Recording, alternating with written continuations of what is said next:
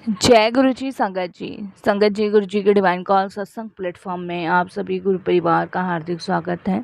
शुक्राना गुरु जी महाराज का कि उन्होंने ये सेवा मुझे दी कि मैं आप सभी गुरु परिवार के समीप आके गुरु जी के कल्याण महिमा अनुभव का वर्णन कर पा रही हूँ। अनंतम शुक्राना मेरे गुरु जी महाराज का।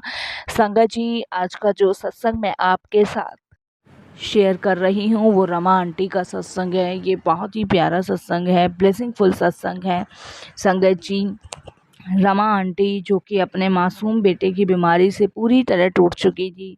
उनके हस्बैंड रोज डॉक्टरों के दरवाजे खटखटाते रहते थे और संगत जी, एक ऐसा परिवार जिसे अपने ही लोगों ने उस वक्त छोड़ दिया जब उन्हें सबसे ज़्यादा ज़रूरत थी। तो संगत जी, आज का सत्संग बहुत ही प्यारा है, बहुत ही ब्लेसिंगफुल है। तो आप अंत तक सुनिएगा, ध्यान से सुनिएगा। और संगत जी, ये सत्संग गुरु जी का ब्लेस किया हुआ है।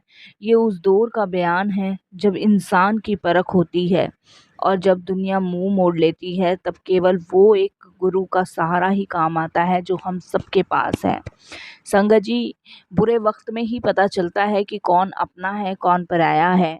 और शायद रमा आंटी को भी ये एहसास जब ही हुआ जब वो अपने बहुत बुरे वक्त के दौर से गुजर रही थी।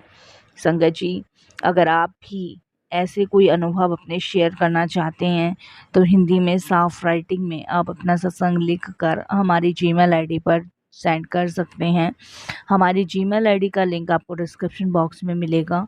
और सत्संग आपको पसंद आए तो आप इसको लाइक कीजिए, चैनल को सब्सक्राइब कीजिए, वीडियो को ज़्यादा से ज़्यादा संगत में शेयर कीजिए और बेल आइकन दबाना बिल्कुल भी नहीं भूलिएगा। जब भी कोई लेटेस्ट सत्संग आएगा उसका नोटिफिकेशन आपके पास आएगा। तो चलिए संगत जी, चलते हैं रमा आंटी के सत्संग की ओर। सत्संग शुरू करने से पहले करते हैं गुरु जी का मंत्र जाप। ओम नमः शिवाय, शिव जी सदा सहाय। ओम नमः शिवाय, गुरु जी सदा सहाय। जय गुरु जी संगत जी। संगत जी, मेरा नाम रमा है और ये मेरा शुक्राना सत्संग है। मैं गाज़ियाबाद की रहने वाली हूँ और कोई भूल चूक हो तो क्षमा कीजिएगा। मंत्र जाप से अपने सत्संग की शुरुआत करती हूँ। ओम नमः शिवाय, शिव जी सदा सहाय। ओम नमः शिवाय, गुरु जी सदा सहाय।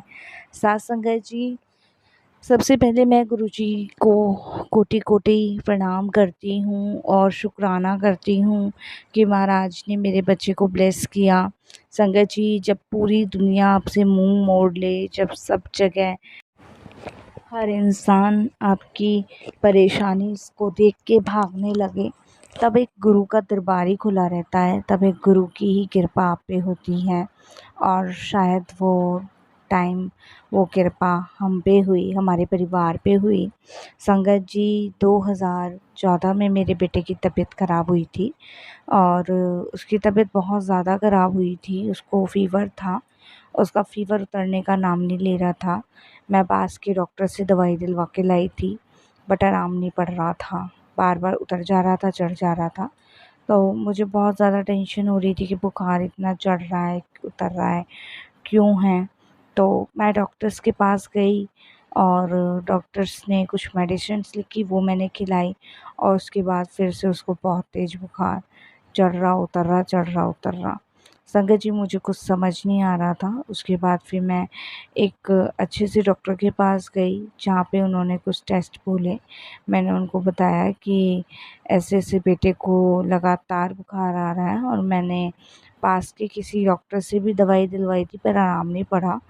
तो उन्होंने कहा ठीक है, 2 दिन और देख लेते हैं। 2 दिन की उन्होंने मेडिसिन्स लिखी। 2 दिन की मेडिसिन्स खिलाने के बाद बुखार नहीं उतरा, तो डॉक्टर ने बोला ठीक है, तो टेस्ट लिखते हैं। तो टेस्ट करवाया गया। जब टेस्ट की रिपोर्टें आईं तो उसमें मेरे बच्चे को ब्लड कैंसर आया। तो ये समझ लो, जब डॉक्टर ने हमें ये बात बताई तो मेरे तो पैरों तले ज़मीन खिसक गई। और आप यकीन नहीं मानोगे संगत जी, इतना बड़ा पहाड़ एकदम से मेरे ऊपर टूट गया, मानो जैसे कि मतलब सब कुछ टूट सा बिखर सा गया।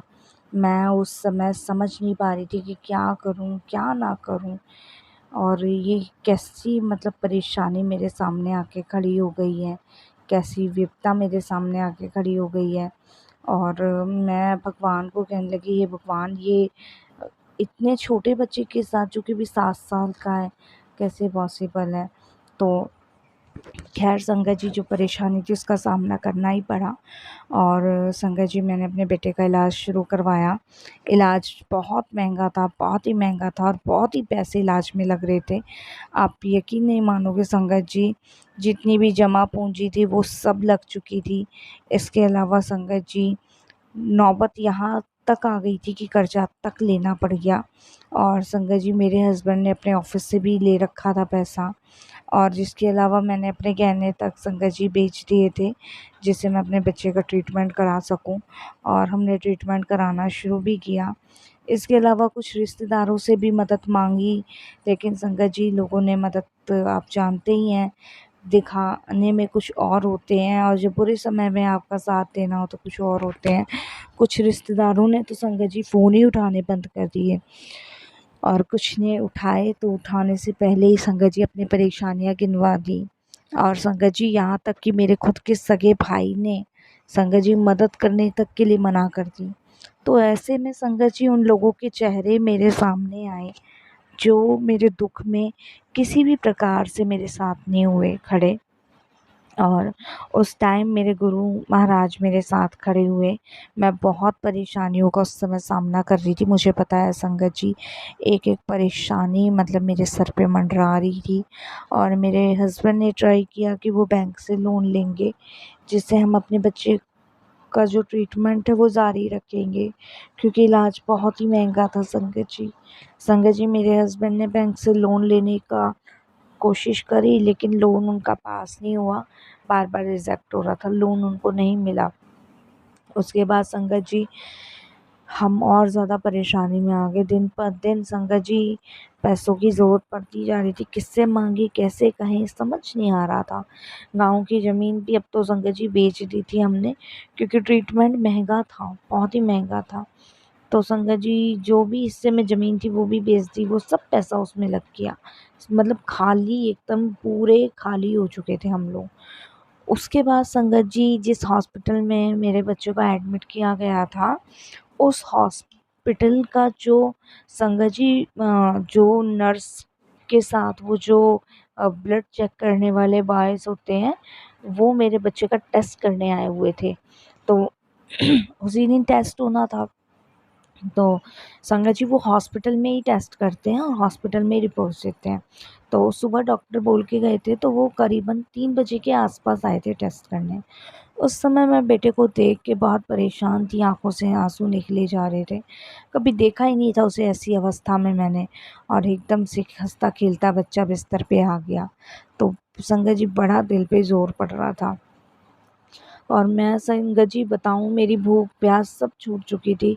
मतलब किसी चीज़ में मुझे स्वाद नहीं आता था, ना खाने में ना पानी में। मैं संगत जी, कितने-कितने दिन नहाती धोती भी नहीं थी। कितने-कितने दिन मैं ऐसे ही अस्पताल में अपने बच्चे के पास पड़ी रहती थी। फिर संगत जी, जो ब्लड टेस्ट करने आया था, वो जब ब्लड निकाल रहा था तो वो मुझसे एकदम से बोलता है, आंटी आप बहुत परेशान लग रहे हो।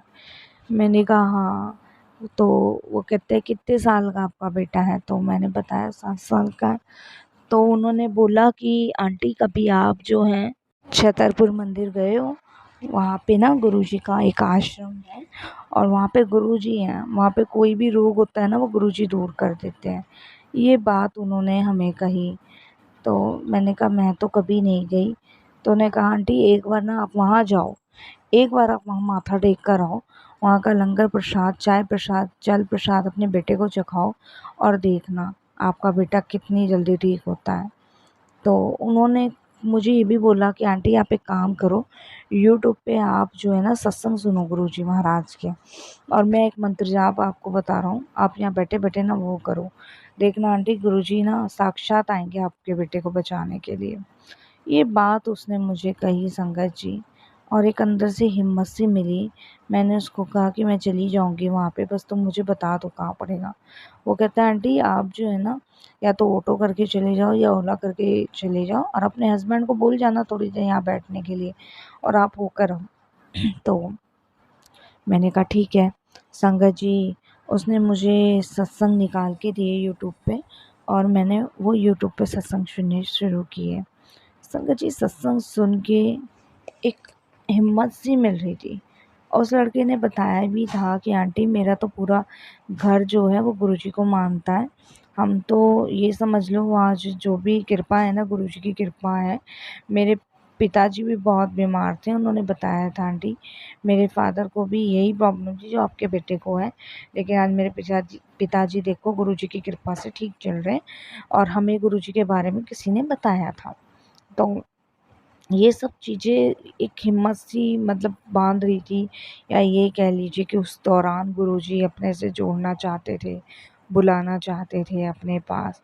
और संगत जी, मैंने इस बारे में अपने हस्बैंड से डिस्कस किया और मैंने उनको भी सत्संग सुनवाए।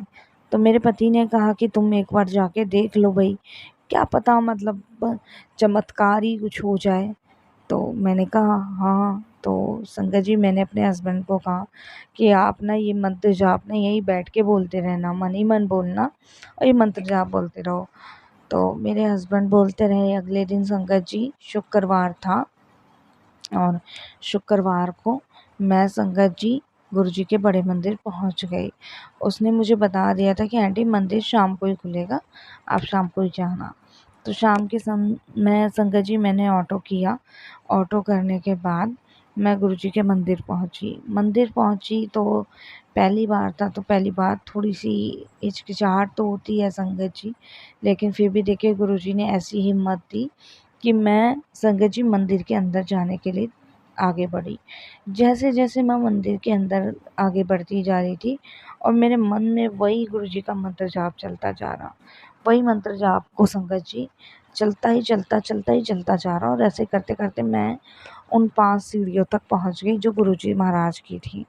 संगत जी, जब मैंने पहली सीढ़ी छूने की कोशिश करी तो एक सेवादार अंकल ने मना कर दिया कि आंटी ये सीढ़ियाँ आपको छूनी नहीं है, इन पे सिर्फ आपको चल के जाना है। ये काम, क्रोध, लोभ, मोह और अहंकार है, इन्हें आपको छूना नहीं है। तो मैंने कहा ठीक है।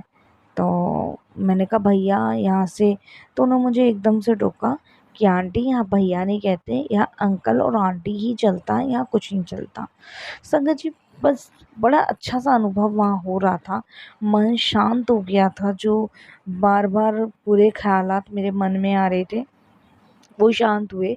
तो उन अंकल ने मुझे कहा कि आंटी आप पहली बार आए हो यहाँ? तो मैंने कहा हाँ मैं यहाँ पहली बार आया हूँ। तो उन्होंने कहा अच्छा, तो आपको पता नहीं है फिर यहाँ पे गुरुजी के बारे में ना?